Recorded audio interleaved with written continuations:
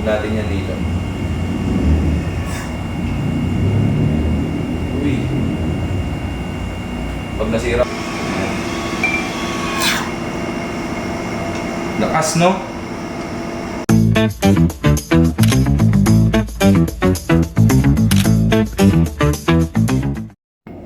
Hello guys, another day, another fun box. So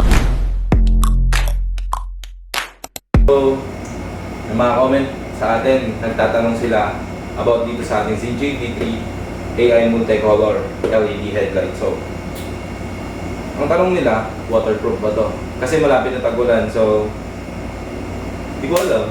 Hindi, joke lang. Test natin, papakita natin sa kanila para at least merong proof na waterproof. Itong si Zinji V3.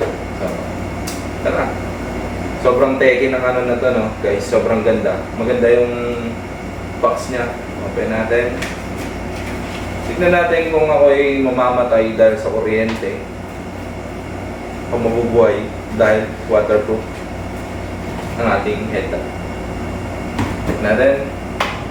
So we have here the tester ng LED, Zinji tester. Then we have here, power of water, yun yung kalalim. Ilulubog natin itong headlight kasama ng balance. Tapos titingnan natin na guys kung gagana pa rin siya.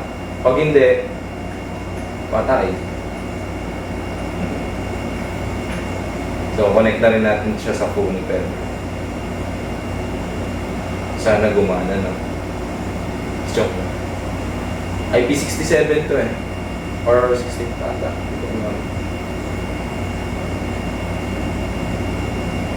Ayan siya guys, oh. Tingnan muna natin kung working yung LED natin. Ayan. So control natin sa phone. Meron tayong application dyan. Open lang natin Bluetooth. Ayan. Controllable by phone tong ano na to, LED. Sabi ko nga, AI, powered by AI. So ayan.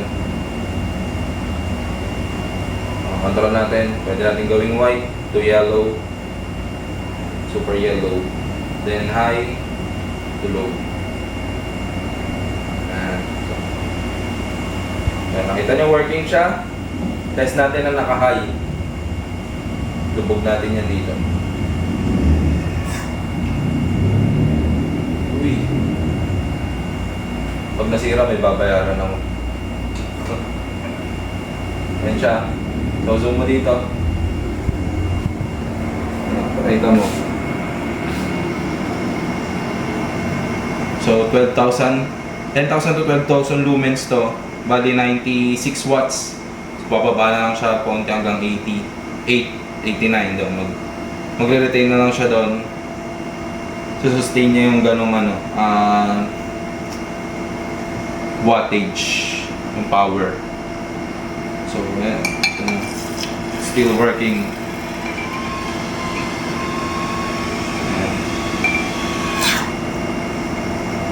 Lakas, no? Nakababad na yan. So, kung pwede mo siyang ilusong sa baha.